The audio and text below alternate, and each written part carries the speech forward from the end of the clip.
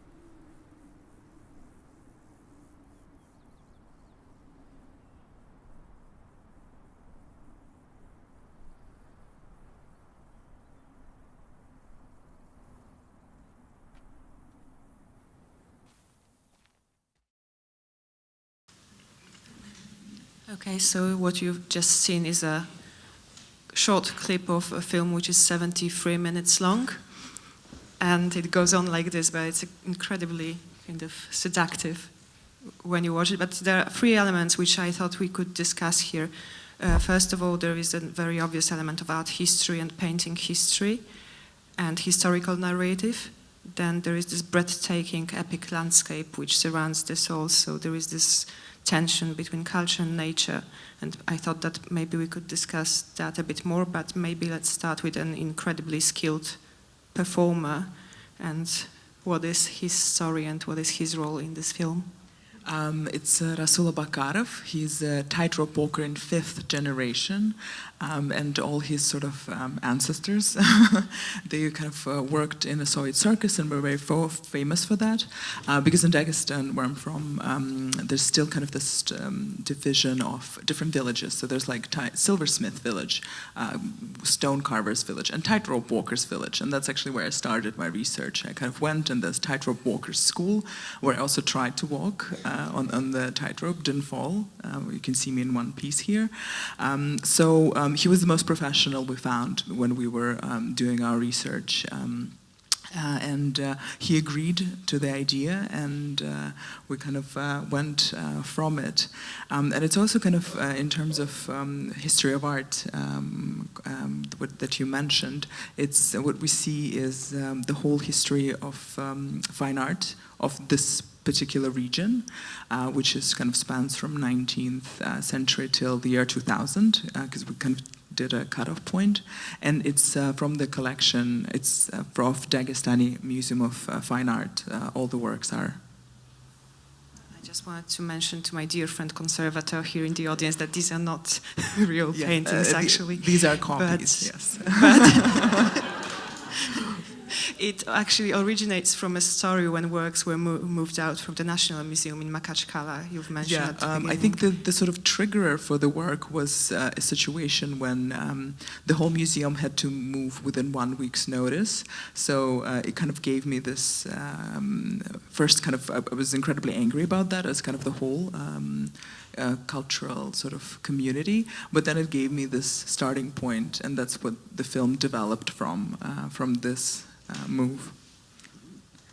And these, what I mean, we've seen, spoiler, before. Kind of this is also part of the research for the project. These are some photographs from the archive of the Abakarov family that I came across that kind of I thought were particularly brilliant. Like this, I think this is in a festival in Ukraine when he tightrope walks on the moving cars. We did, it was kind of a very,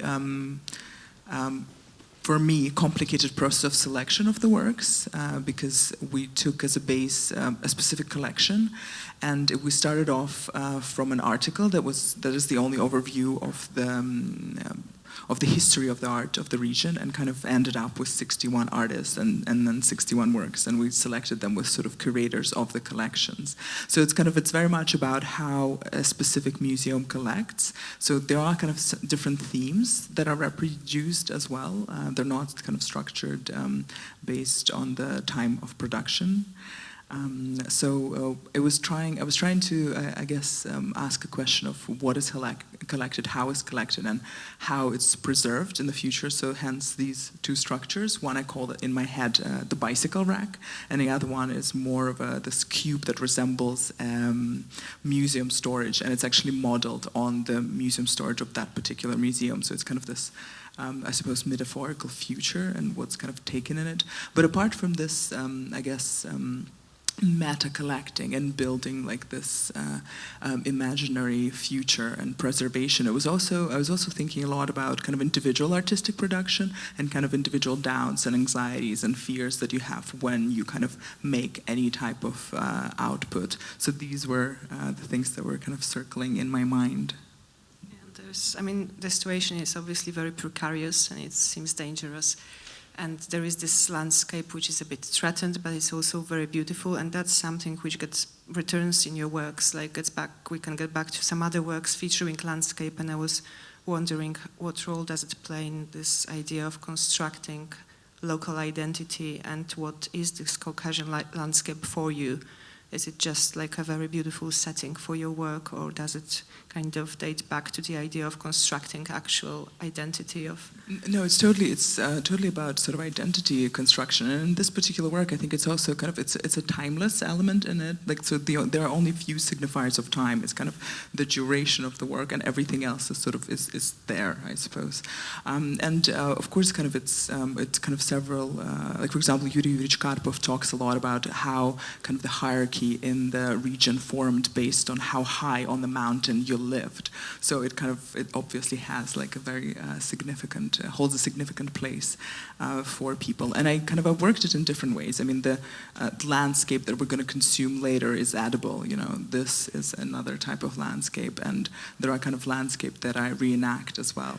This particular work, actually, it's a two-part work. Maybe I can move on to and this is kind of where the second part starts. So when I was doing this, looking at the different archival images, I found these images in the circus school in Dagagni in Dagestan, the one on the left, and I kind of started thinking about these pyramids and this also kind of this precarious, I suppose, position or that culture has in sort of this post-Soviet situation, and it resulted in a work on the benefits of pyramids for cultural education, strengthening of moral and ethical guideposts. I think it's like that, something like that.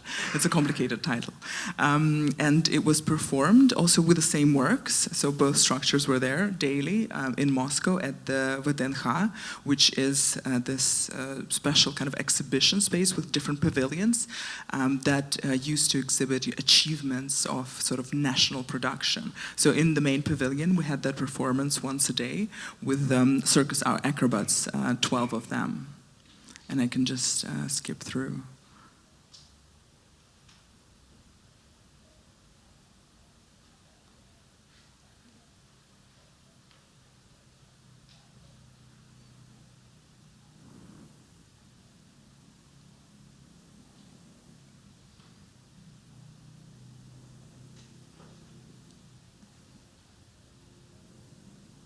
There are very clear references also to the Russian avant-garde here and Rodchenko, and is that also something you address in your practice, this heritage of avant-garde and utopian thinking, and then the Soviet experience, and then you go through contemporary, and I was wondering how does it all play together when you now exhibit it in kind of former Soviet institutions in the region?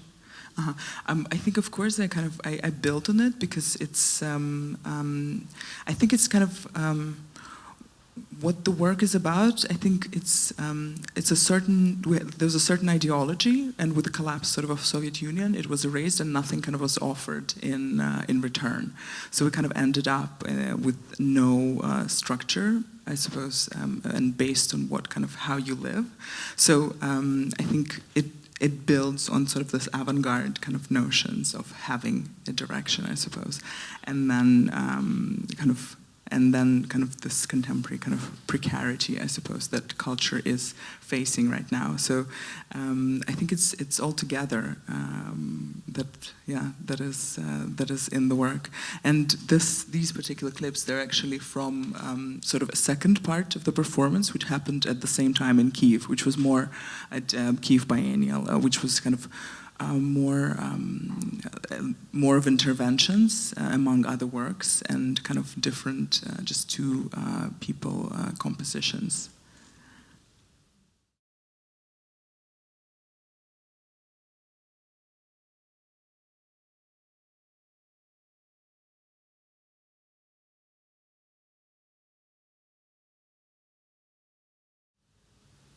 But it's also, I think it's also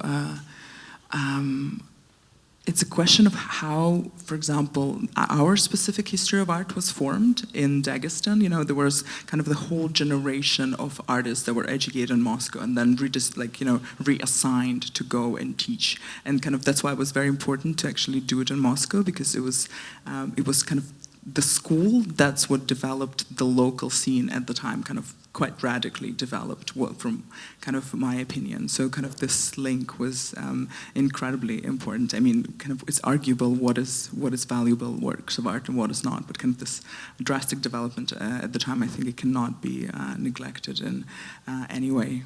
I think it's very interesting that you're using the body and the performance and the history of performance, history of art, to just reflect on the people, or on one's connection to the locality as well, and the smaller narratives within it. And maybe the next piece also shows it, and that's the piece from 2012 from Tate collection. It's called Gamsut, and here I see it as a down to those projects which I've just seen. I mean, the photos were taken a month ago or 6 weeks ago, so they are very fresh. And Gamsut, again, you have this very similar elements of landscape, and there is a performer, always very neutral, very anonymous. But here he references particular moments in art history, and I was wondering if we can just go through them, talk about them, to see how also the cultural identity is formed in in this particular place, maybe in the region. Yeah, I think it's when I was working on Gamsut and perhaps Tightrope as well, I kind of decided to neglect language completely, perhaps partially because of my kind of terrible dyslexia. But I kind of decided to use, in this particular case that we're going to watch now, a choreography to narrate a certain story of the site. And body as this sort of reenactment of different historical events, different types of future that the space is facing right now. But we'll watch a couple of clips, and then I think it's what I'm saying would be more evident.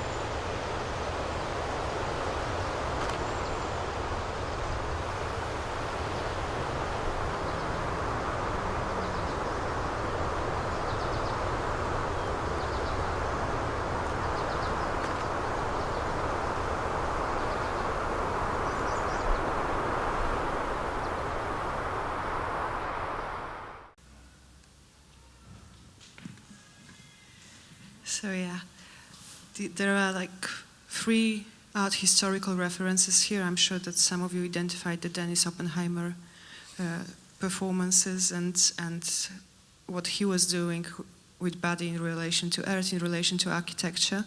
And maybe let's just flip through them, and then we can maybe reference how you use archival footage and archival materials in your works, because what Taus is going to show now is not part of the work, so you cannot see it when the work is being displayed. So Yeah, so it's we had 3 excerpts because in my head I also kind of divide the piece into 3 parts. The first one is based on war paintings by Franz Roubaud.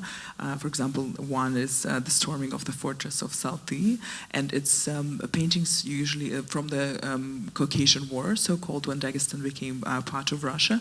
So the dancer Yusuf Amarov, he reenacts both parties, the Imperial Russian Army and the sort of Highlanders Caucasus Army, reenacting kind of this conflict within one self, because the space that it's there, this abandoned mountain village, it was built kind of as a fortress very much, and kind of this architecture and this type of defensive architecture, I would say.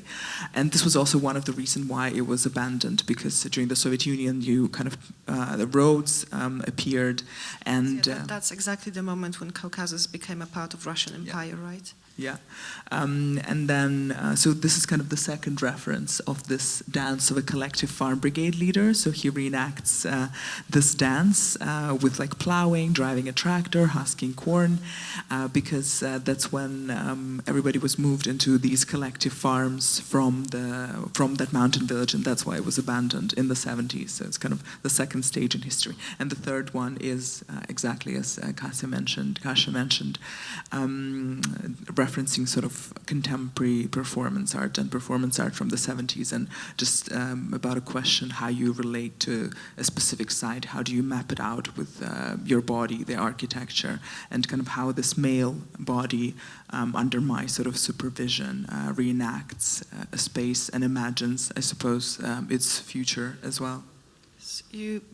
Before you did that work, you were also like doing performances with use of your own body. You were performing, and I was really wondering what triggered you to actually change from this position, from being a subject of your own work to telling men what to do, really. Oh, wow, wouldn't you want to know?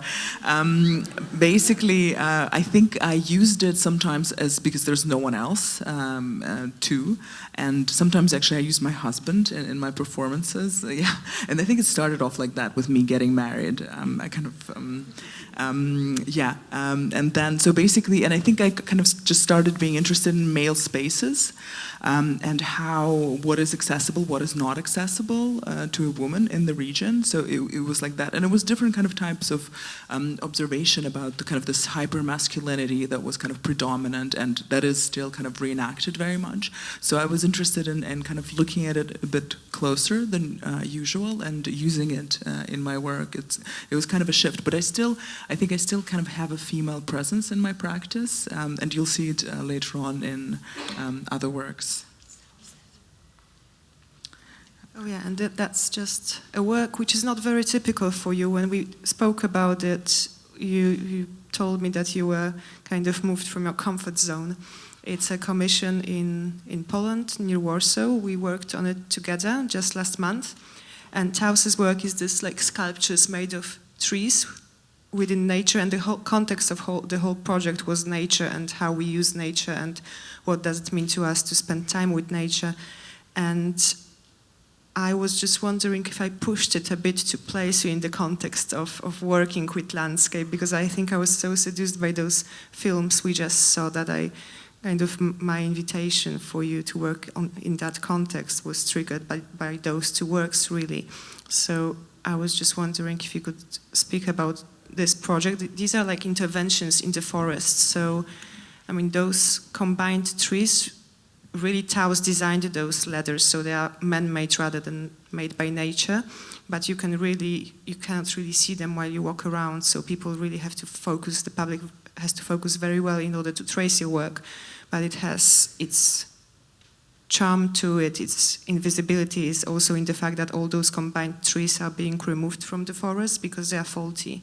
They are not considered to be healthy trees. So maybe if you could talk about that, and is there any sort of relation of your approach to this project and the ones we saw. Yeah, well, basically the forest man, as they introduced themselves, those forest rangers, they said that the twisted trees are faulty ones and they only like straight ones. So I kind of like that I kind of worked, decided to work with like faulty trees in the first place, but then kind of maybe I'll just say, because on the left in this image there's a work by a second artist that participated in the project, Habima Fuchs, and it's well. So the whole thing, we had a site visit to Otvodsk. It ended up having this vertical dimension, because when you moved horizontally, it was always some type of trauma, some type of death, some type of kind of generations erased, like, well, if we think about kind of concentration camps, of course. So it was a very, very kind of hard place to work with, and it's right, I was way out of my comfort zone. I was kind of hiding from Kasia, from Skype meetings, kind of saying like, oh no, I can't, yeah, sorry. Well, I have to admit it publicly. Because I was like, I can't, like, I couldn't force myself. I wasn't thinking like this is good enough, what I'm suggesting, because like it's a response to a place, but it's kind of, it's too subtle, it's too quiet, like how do I've never kind of worked with another space rather than my own, and rather than the space that wasn't my choice. But I think it came out, I was happy kind of with the result, and with the conversation that was around it, with kind of the unnoticeability of the works, and kind of that it's going to decay, someone's going to see it, someone's going to not, it's kind of completely dysfunctional, you cannot climb it, and I ended up arriving and deciding to do 3 trees rather than 1. So it kind of, there's a progression to the work that happened as well. I think that when I now think about it, they're quite escapistic in terms of climbing and just disappearing somewhere up there. It also is this layer of utopian thinking, like Kabakov and his kind of escape to kind of outer space. Yeah, outer space, exactly. But that's just kind of it moves us out of our trajectory, because I think it is a very unusual work for you. Although I felt that, I mean, you're right, with Habima's work, it kind of gave the whole project this concept. Yeah. So I just... So to go back... Yeah, and that work was about site specificity very much, and just last year Taus moved back to Dagestan from London to Makhacheva to live and work there. That's your home city, and you started to work on very site-specific pieces as well. So that's the first of them, just to relieve the traumatic experience of working with Otvodsk. Yeah, so kind of this is maybe like a female dimension that comes into my work. It's a 2-minute clip, and let's watch it and then talk about it a little bit.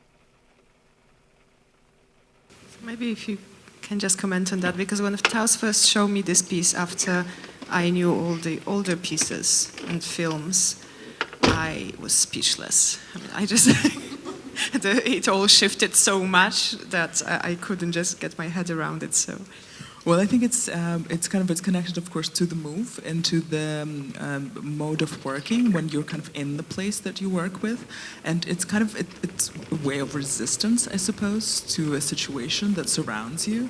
Inventing this super Taus, and it actually happened because I met a friend of mine, Sohrab Kashani in Iran, who is also a superhero, Super Sohrab, but unlike Super Taus, he has no superpowers. He only has a costume.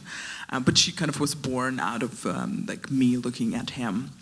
So as I said, it's a mode of resistance to the situation and rethinking. It's maybe basically something that I've shot that is dedicated to kind of women that are around me and kind of the labor and things that they do kind of quietly and silently in a way. And it's also kind of a very playful thing, and I actually decided to stop thinking about it as video art. It's a viral video that I kind of released on the internet, and there are some fantastic comments oh, it's not real, and then oh, a woman do all the work, that's what it's about. But most people kind of discuss how real it is and how it's been done. So if you leave me your email, I will send you a link and you can download it and keep it on your phone.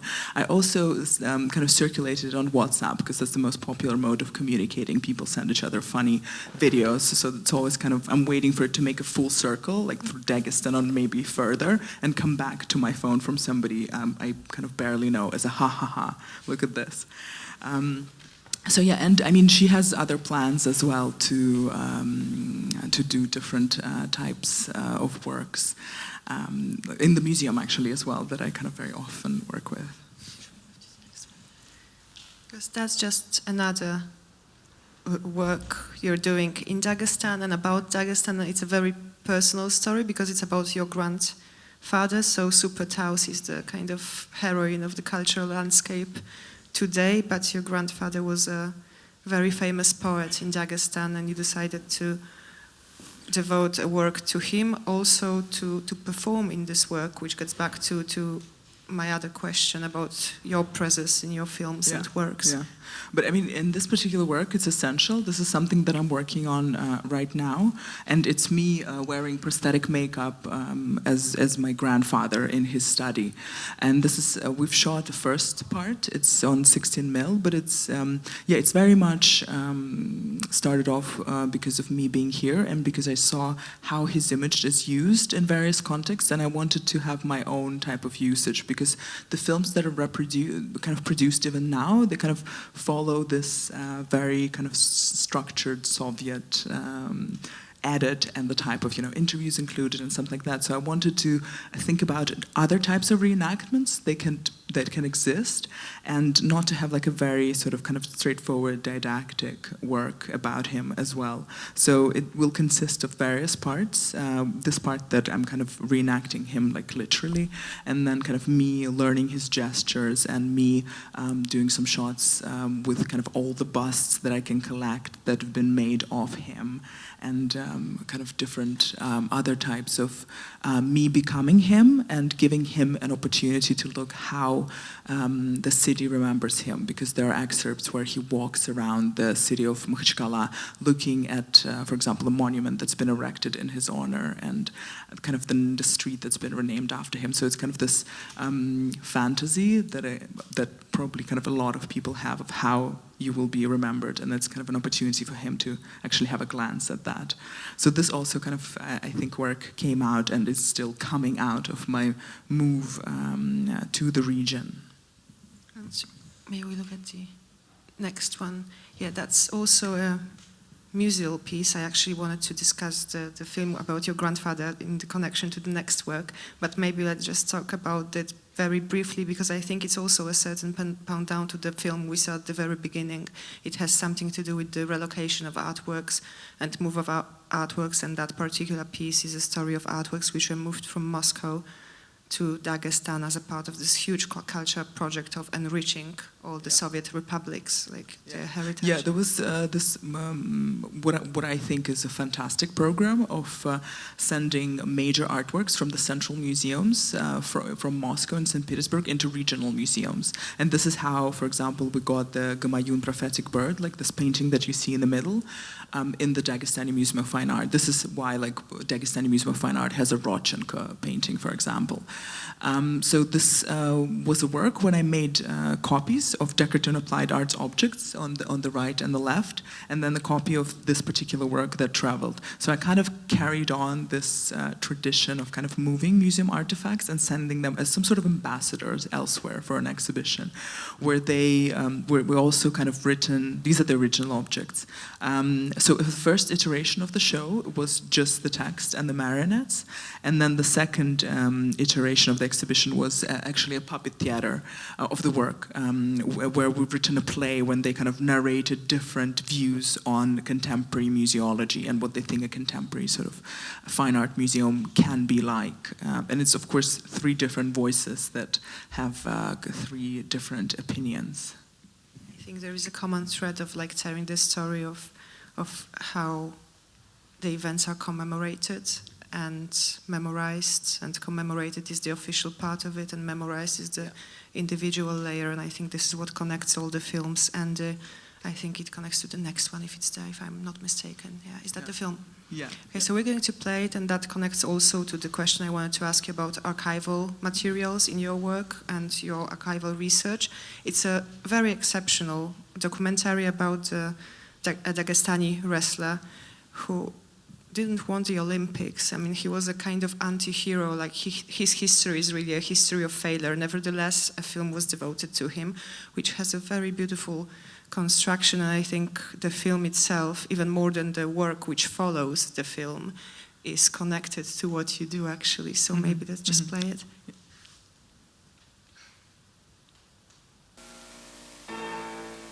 Есть соревнования, участие в которых является мечтой сильнейших спортсменов всех континентов.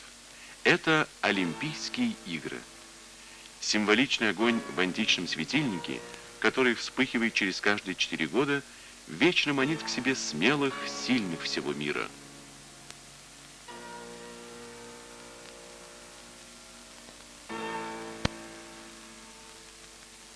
Али Алиев, первый дагестанец, участник таких крупных соревнований 5 континентов.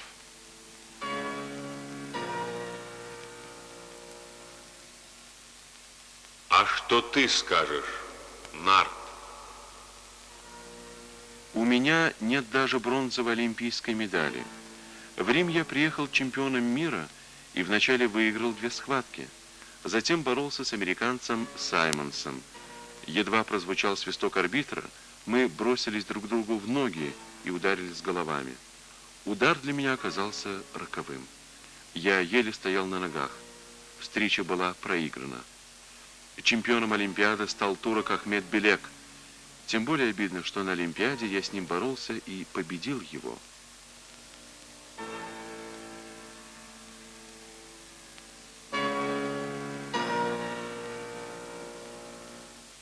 А что случилось в Токио? Выиграв у монгола и у поляка, я снова встретился с Саймонсом и решил сразу идти на ничью. Я уже боялся его, просто не мог настроить себя на победу, чтобы выиграть. Но после понял, что если бы по-настоящему боролся, то выиграл бы. А когда Саймонс проиграл индусу, которого я легко победил, это совсем меня расстроило. Я оказался на 4-м месте. Когда было обиднее, в Токио или в Риме? В Риме.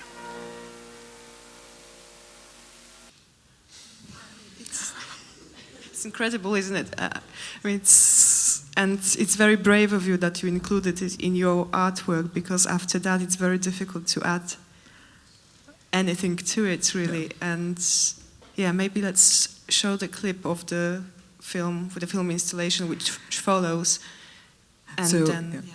So basically, it was a 3-screen installation. This found footage that I found of this wrestler, Ali Aliyev, and originally it's like much longer footages, like 20 and 16 minutes long, and then 2 other films that I shot with, along with my friends Shamil Gachitadaev and Murad Khalilov, and we're going to watch 2 more clips, yeah, let's watch first one now. And it's basically kind of essentially about this dog fights, but they call them, people who participate, a testing of the fighting qualities of the Caucasian mountain dog. So that's how they refer to it. So this is interviews first. Как вообще понять, бьется собака, не бьется? В смысле бьется? Ну вот как дерется, не дерется, то есть когда происходит первый бой, что ли? Вот. Это с детства, с щенком можно понять, собака будет хорошая или не будет. Щенком можно понять. А каким образом? Например, вот когда они рождаются, месяц проходит, например, они уже между собой начинают играться, драться начинают. Вот. И потом уже, ну, понятно бывает, кто какой же. Там все равно один бывает хороший. А может быть обманчиво тоже. Плохо-плохо дрался, а с возрастом они же взрослеют, умнеют и лучше становятся, дерутся. Некоторые плохие привычки покидают, уже не бывает у них. Например, зубы могут не пахнуть. Например, вот по молодежке он бил зубами, не дрался, плохо дрался. А с возрастом он может уже лучше драться. Может плохие привычки оставить. Бывает, собаки рев дают, кричат. Тоже может оставить. Да, например, собака как определяет, что проиграла? Или она зуб кидает, хвост отпускает, рев, это тоже уже проигрышу близко. И крик. Вот эти 4-5 значений, это уже обозначает, что собака слабая, не хочет сдаться. А как они сами понимают, что именно эти сигналы надо подавать? Они понимают друг друга. Даже вот собака, вот встречаются 2 собаки, у кого преимущество больше, то собаки боятся уже. Такое тоже бывает у собак. Но они большинство показывают тем, что они слабые зубами. Они начинают бить зубы уже, имеется в виду, ну оставь, не хочу я уже. Многие люди не понимают это. Это у них природа такая. Зубами они дают понимать, что они не хотят. And the next clip is of the actual dogfights, and it's 1 minute long. Just kind of a warning for it might be disturbing.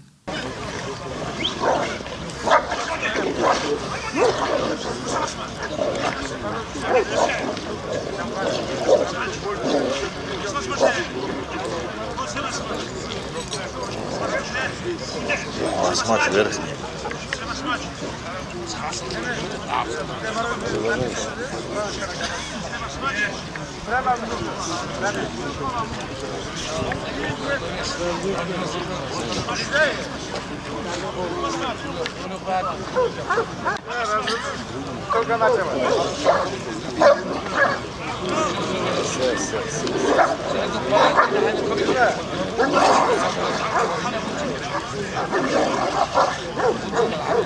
Белые зубы показал.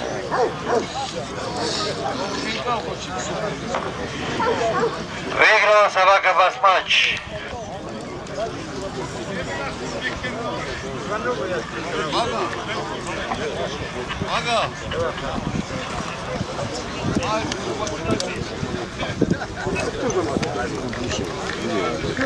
So the actual work is called "Let Me Be Part of a Narrative," and I think you said kind of a key phrase for it. It's what is it's memory versus what is commemorated, kind of, and we can think about different types of masculinity. We can think about different types of representations, representation kind of failure, of a failing man, of some sorts, and different types of representation of these types of practices. And I think it links to the next film, this idea of like how is man identity or image constructed in this particular place, and you mock it a bit, but also it's quite interesting that you interviewed a woman there who was the only woman participating in dogfights, so there is a bit of a mixture of you entering this masculine world, and I think that the film, the documentary film, works as an opener to that, because it is this masculinity, like wrestlers, strong men, but it's failed, so that's the weak point of it. Yeah, I would agree. And it's also, I mean, I've interviewed there's much longer interviews, but I left her in because she's the only one that actually talks about the signs when they break up the fight, like during the dog fights, which I thought was quite important for kind of a different type of representations of these events. And it also kind of links the next work that we've decided to put here, which is called The Fast and the Furious. And it's a video, but where I'm just showing stills. And it's basically, I've collected various fur coats in Soviet Union, in Soviet fur coats, not in Soviet Union, it was later, and covered 4x4 in them, and kind of went into illegal street races and into the car market. So it's also about this kind of, extreme souping up of the cars, and kind of a remark on that. And what I found exciting later on, I still see videos popping up on the internet, and kind of this not being placed as an artwork, but as something else, that kind of this, oh wow, look what they're doing in the Caucasus. It's like not an fur and a car. It's like two objects of desire. Yeah. Which also, like, I think this idea of aspirations, as like material aspirations, brings us to the next work here. Yeah, it's a clip, but we can watch 2 minutes of it, and it's actually silent. I can. Maybe let's speak through it as it's... Yeah, I can talk over it. And it's called A Space of Celebration. And it's kind of dedicated to another exciting things that I work with, weddings in Dagestan, and kind of these specially built wedding halls for like 500,000 people. That's kind of a key event in the life of a human being. And well, especially kind of in traditional cultures. So I made these strange entities, what the bride and the groom, or two brides, that sort of investigate these spaces and maybe kind of break them apart, hopefully through this investigation. And also kind of, they can resemble a cake, they can resemble like an extreme wedding dress, the kind of, the bigger the dress, the more beautiful the bride, but this one is just about to swallow the head as well. So it's, hopefully it's quite humorous, and kind of like to use humor as sort of access points into the works. So it also starts with always starts with me just calculating how many wedding halls are in Dagestan at the moment, and kind of revisiting them. And then I always have like ideas in my dreams for the works. I kind of no, sorry, that was a joke, but just for me. Sorry. I've kind of decided that I'm only going to refer to talk that like I dreamed about these works these days. So I kind of decided to create these characters rather than have like a very kind of dry investigation, and try to subvert it through that in a way. Because I think that starting with this work, there is a certain line of you trace excessiveness in culture and this kind of kitschy, kind of dreamland landscape, and I'm never sure if you criticize it or if you embrace it, and I think it's more and more visible, even with the case you stage at Delfina at the dinner, which was also another layer. We're going to show them like those fascinations of so-called ordinary people, and I'm just wondering if you mock them, and if so, then why? If it's about the certain exoticism of the culture, like how do you refer to that in terms of playing on this locality note of, yeah? Well, to answer the first question about mocking, this is on the screen is a wedding hall called Marrakesh, where I got married in 2008. So I very much reworking the trauma, basically. I'm reworking my trauma, basically. The whole work is about me trying to kind of work through my wedding 8 years ago. Of course, kind of I hope to think about it as I laugh with them at themselves, and it's very much through this laughter that you first kind of laugh, and then you try to question, like, why is there a Swarovski chandelier in this like particular place? Like, where have we abandoned the structure, cultural practices that we had, and when did we embrace, you know, this champagne flute tower in the middle of the wedding hall?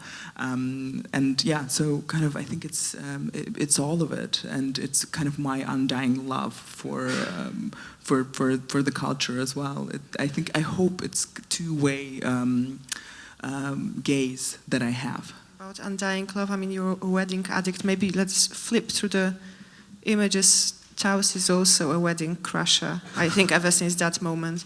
Yeah, it's not actually work. I did it for a public, like a Braz online platform, and it was me crashing as many weddings in one day as I could, and ended up being 19. So it's also about me reliving through trauma of my wedding, when there were like 400 people that I didn't know about, and of course nobody asks you like were you invited or not, because of course you might be the cousin of the cousin of the groom's friend, and no one can like show you out. So kind of I have these other practices that I do, and also part of it is collecting. Yeah, and this is also the part that when I saw this part of your work, that was very much different of the first works we've seen and I've seen in your studio. So, and this is also the question about mocking and kitsch maybe is relevant here, but let's just... Yeah, it's basically a cake collection from the cakes in the region that I think is a beautiful portrait sort of desires. And basically Instagram in that sense is a perfect research tool that I've discovered after moving back to Dagestan. Yeah, and well, this is actually already my work, and I do apologize in advance. And in front, before all the curators in the room, I called it curated dessert table. So it's kind of edible objects of desire, the Fendi bag, Louboutins, Hermès, and so on, that kind of were consumed in one evening. So we're. Yeah, and that brings us back to objects of desire, and again, this is a brilliant documentary footage, which is hard to kind of do anything else better after you see it, and that serves as a kind of key to reading what's in the next room, so the cakes, but I think this is the film footage which triggered you to bake your which kind of USSR triggered the whole interest in the food. So let's watch, it's a 1-minute clip. 1942 года. Самодовольные мерзавцы еще не знали, что им готовится в Сталинграде и на Кавказе. В своем бандитском воображении они уже видели тот жирный пирог, который достанется им после похода. Их арийские носы уже чуяли раздражающий запах бакинской нефти, запах неслыханных барышей и военных выгод.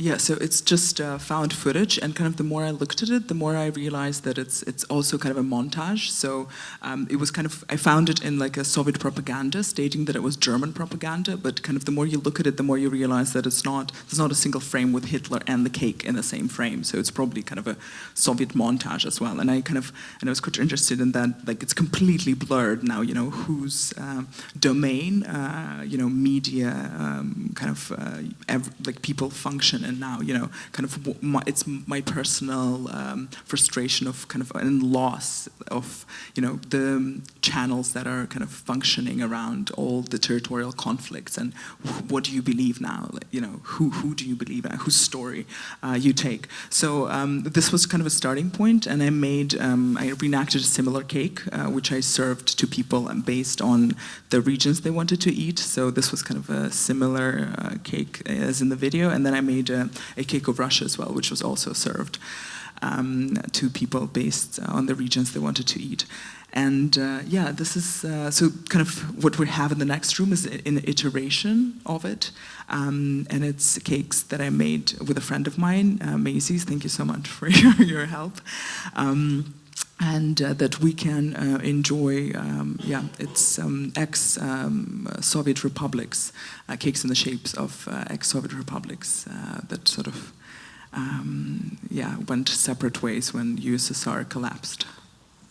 Yeah, I think, there is a certain political layer and aspect of those work, but I actually wanted to skip it, because now looking at those incredible films, those documentaries, and how much effort was put into depicting Hitler actually eating Baku with swastika on top of it, I think it's maybe, I'm very curious to ask you, how do you make your decisions to include or not to include archival footage? Because you included it in the dogfights, which is not a very direct reference. You completely omitted it in Gamsut, which actually explains a lot, maybe too much. Putting Hitler eating Baku next to those cakes, how do you make those decisions? Well, I'm not really showing the Hitler film. It was the sort of the catalyst. And I think the more I work with it, the more I think of working in the archives as a catalyst, as kind of a starting point. With Let Me Be Part of a Narrative, it was important because it was what type of historical knowledge is remembered. So I was interested in this kind of masculinity of the Soviet Union, which is different to the masculinity of the end of 19th century, and of course different to the masculinity now. So I think that it was kind of a decision well justified. But here it would be just a kind of spectacular thing that would make the actual cake mean less, I think. I think maybe that's the point when we should take some questions from the floor. If any, everyone just wants dessert. If not, I can continue. So, okay, I can throw one more. Let's just talk about the political dimension of your cake, because apart from the Hitler footage, it was also made in the moment of the conflict in the Ukraine. And how do you see those kind of light works? It's not the kind of sculpture work which has a very heavy gravity to it. How do you see that in the whole political discourse, which is quite contemporary, and it's all happening now? Well, I think it's as I said, it's about kind of my loss of the channels to believe in, and I don't want to, I'm letting the audience choose the pieces they want to take away and the pieces they want to digest from it. And I think this is the types of works that I'm interested in, which are not a one-liner flag that you ran into a room with, so that kind of pose a question and leave it open. For kind of different types of conclusions, of course. This is my politically correct answer. Okay, well, thank you very much. If there are no more questions, we probably would like to invite you to eat some cake and have some cake with us. Thank you, Taus. Thank you. Thank you, ICA, and.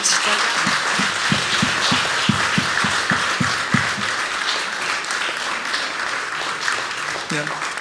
And thank you very much to Delia for initiating it and making this all possible, and to ICA once again. Thank you.